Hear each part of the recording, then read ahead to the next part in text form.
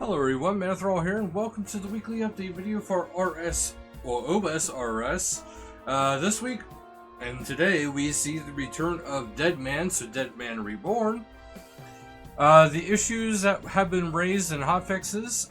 So at 10:50 BST, the sigil of the Ruthless Ranger was activating in the main game world for a short period of time. And they deployed a hotfix to prevent the sigil power from working outside of Deadman. Reborn worlds will continue to closely monitor other sigils to ensure effects that are not available outside of Deadman worlds. And then at 11 BST, seed packs were slower than usual to click. Previously, players could click it more often within a game cycle. That has been fixed. 11:50 BST Steam only reports of players not being able to click the floor in both versions of the Nightmare. They are currently investigating this. At 11:55 Steam only, marking tiles are causing client crashes. They are currently investigating this. Please do not use the marking tiles in the meantime for Steam users. At 14:50 BST, Revenants NPCs within the Revenant Caves were only dropping their unique reward. Players were under the impression their full drop table would be accessible within Deadman Reborn. And 14:50, they now enable the full Revenant drop table in Deadman Reborn, allowing players to get the normal loot from killing them. And at 19:15 BST, they've also enabled the Emblem Trainer in that cave to purchase the artifact for coins. And at 16:30, the Sigil Slaughter should cost 30 points to choose a task. However, it was allowing players to choose a task without paying their points. And this is now fixed and working as intended. So, Deadman is here. What is Deadman? It's basically a big giant competition that is going to be going on all the way through September 17th, where the finale takes place. So, this is basically a grand scale PvP death match, if you will. So, the combat is available everywhere except for like major cities. I will go over that here in a little bit. While you're progressing in Deadman worlds, you also benefit from a few perks, including greatly accelerated XP rates, certain quests completing automatically upon reaching various milestones, item drop rate modifiers, access to unique drop tables, and items not available in the main game, improved shop restock rates, and sigils which are similar to the relics from leagues. But starting off, there is 3 different sigils. So, there is the Ruthless Ranger. Upon dealing rain damage, you have a 10% chance of crippling the target's movement. The effect deals 5 damage over the next 6 seconds and drains a total of 30 run energy in that time. The damage is doubled against targets with no energy, so keep that in mind. A target can only be under the influence of 1 crippling effect at a time. You also gain an additional 50% XP in the ranged skill. Then you get the Feral Fighter, which upon dealing melee damage for the next 12 seconds, you have a 10% chance of gaining attack speed with melee of up to 1.8 seconds for the next 3 attacks. You have additional 25% XP on your attack and strength skills. And then we have the Menacing Mage. Upon dealing magic damage, you have a 10% chance of cursing the target. The curse deals 12 damage over the next 6 seconds and heals you for the same amount. A target can only be under the influence of 1 curse at a time, so you also gain an additional 50% XP in magic skill. There is some save zones. Once your first sigil is chosen, you'll have 15 minutes of protection while you prepare yourself for the dangerous road ahead. It says, note, you can remove this protection at any time by speaking to the Doomsayer in Lumbridge. So once you begin your journey, you will receive a starter kit, which will also be given upon losing your 3rd life. So basically, you just start from the beginning after your 3rd life, with some things remaining. These can be claimed once per day, are tradable, are untradeable and cannot be used in PvP.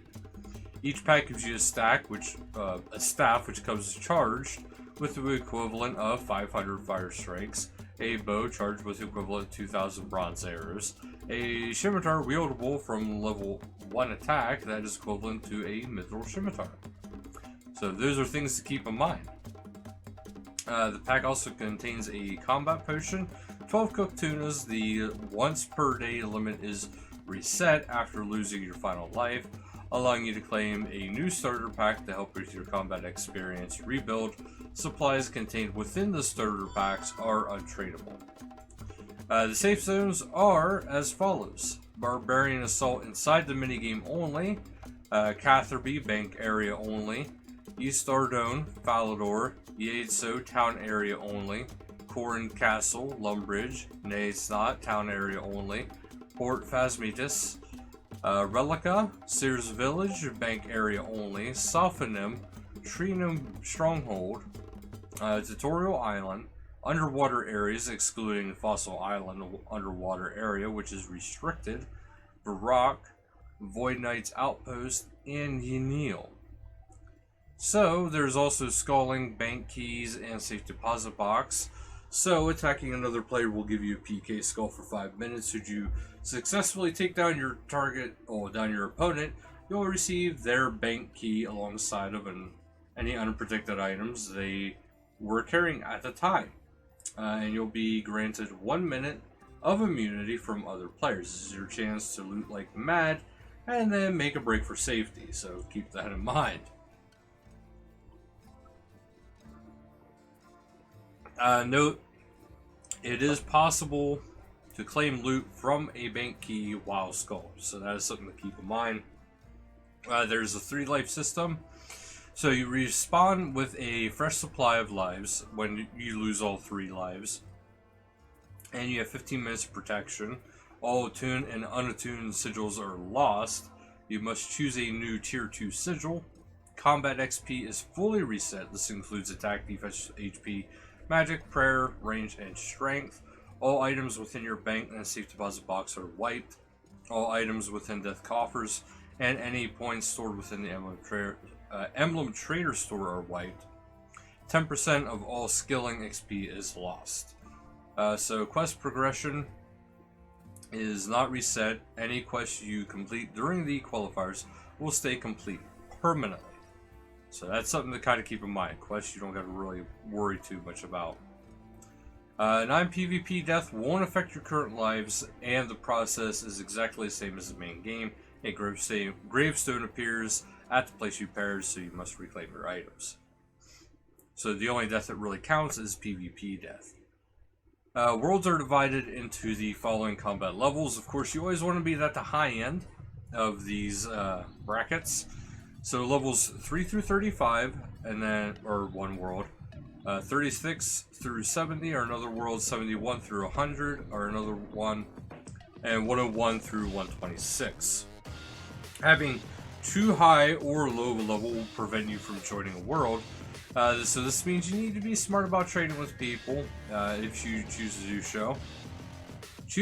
so. You won't be able to trade with other players unless they are able to log into the same combat level world as you. So you can't trade across worlds if you can't get to each other. You're unable to attack NPCs or players, but both can. If you manage to gain a level that puts you into a higher bracket while you're in combat, following will happen. You are unable to attack NPCs or players, but both can attack you. You do not gain any experience from any sources, and you can only use the bank 3 times before being unable to open the bank again. So basically, if you're not in the right range for your world level, you're not going to have a good time. You can just die and lose everything if that's the case, honestly. So the combat rules in previous Deadman modes, players could remain relatively safe by attacking NPCs in single-way combat, with little fear of being attacked by someone else. As a result, boxing NPCs became an easy escape. This time the rules are a little different. A PJ timer of 16 game cycles, that's 9.6 seconds, will be running on all Deadman worlds. affording you a grace period where you cannot be attacked by another player while fresh from an encounter. This grace period is wiped upon teleporting. Anti-boxing measures will prevent players from abusing this feature, and boxing is against the rules in Deadman mode, so keep that in mind. Imagine being player A attacking player B. If player A and B stop fighting each other, other players could step in to attack player A instead, but because of the PG timer, they would need to wait 16 game cycles to be able to do so, so attack in seconds. And they'll be introducing a PG timer to all NPCs currently located in a single-way combat area. Once in a combat with another player, PvP will always take priority. So if a player is in a fight with an NPC, they cannot be attacked by another player until they have defeated the NPC. And by the same token, if the player is out of combat with an NPC and gets into a fight with a player, it will not be possible for the NPC to attack either player for 9.6 seconds. That did not entirely make sense, because it says PvP will always take priority. If a player is in a fight with an NPC, they cannot be attacked by another player. So, it doesn't necessarily take priority, because if you are fighting something, the PvP does not override it. Players must wait 12 game cycles, 7.2 seconds before being able to teleport or log out while in combat. You won't be able to teleport immediately after leaving combat with an NPC. You need to wait 11 game cycles, 6.6 seconds first. This does not apply to NPCs that you attack while concealed in a safe spot, though you will be able to susceptible to another player's attacks in these kind of instances. Alongside the introduction to NPC PJ timer, they'll be changing certain areas of the world that are currently in multi-way combat to single-way combat. Lunar Isle, Bandit Camp, Shadow Dungeon, Barbarian Village, and White Wolf Mountain. So keep that in mind. The only area to feature single plus combat will be within the Revenant Caves. There is an XP multiplier, so as you're leveling up, levels 3 through 35 get 10 times, 36 through 70 get 15, 71 through 100 get 20, 101 to 126 gets 25 times. So there is quite a bit there. There's even more here whenever it comes into the questing.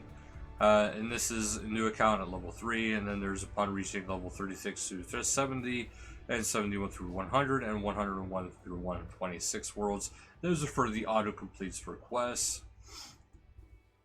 There is a drop rate modifier, basically just saying that, you know, everything has been modified. More things drop at a much better rate. Because there is a lot of content here to go over for you guys, but we don't quite have hours to go through this. So the Emblem Trainer also exists within Deadman Reborn, with emblems being worth twice as main game value. He is located outside the Edgeville Bank and offers the following items. And as you see there, it's pretty much the same thing, it's just a different point ratio, so keep that in mind. Sigils, as you can see, you start out with a tier 2 and then you just gradually work your way down to some pretty awesome stuff.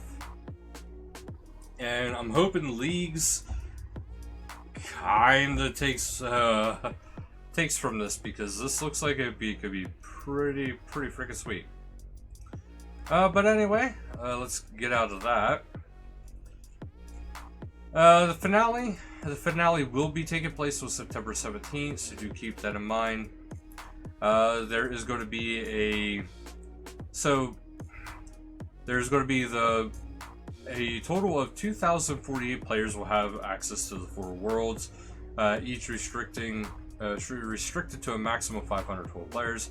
These worlds will be split across various regions, so this is for the finale. That's going to be NA West, NA East, and 2 EU worlds. So what their whole goal is to knock it down to 512 people, then 256, 128, 64, 32, 16, And then you have the quarterfinals, semifinals, and then finals. And then you have the person who is rewarded victor. So once the first round begins, you won't be able to bang, but you will have stuff put into your inventory, such as the Ceridome and Brew, Super Restore, Sanfu Serum, Super Combat, Ranging Potion, Anti-Venom Potion, 10 Shark, 1 Angler, and 4 Carom Bomb. First place will get 20k, second place gets 10k, third and fourth place both get 1k each. This is actually real life cash. And then 5th through 16th place gets a 12-month membership each. So if you do see anybody violating rules and stuff like that, do feel free to report it. So all of the regular rules still exist, and then there's a few extra ones like the no boxing thing.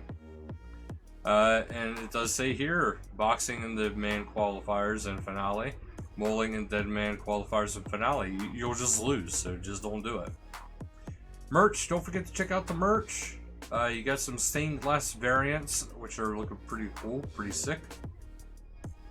And as for PvP World Rhoda, has moved to period A. You got 539 US PvP World, 548 Germany high risk PvP, 577 US free to play PvP, 559 UK LMS competitive, and 390 AUS LMS competitive. And extras are Alchemical Hydra's animation issues have been fixed, allotment patches no longer have graphical issues, the perfect snail shells dropped in the temple trekking now support the standard loot drop notifications if you have them enabled. The magic skill guide now lists Word of Arceus, and the nightmare is no longer listed upon multiple times in the player in house and the achievement gallery. And that's actually it for this week, guys. So good luck in Deadman mode if you're participating. And otherwise, until next time, later, guys.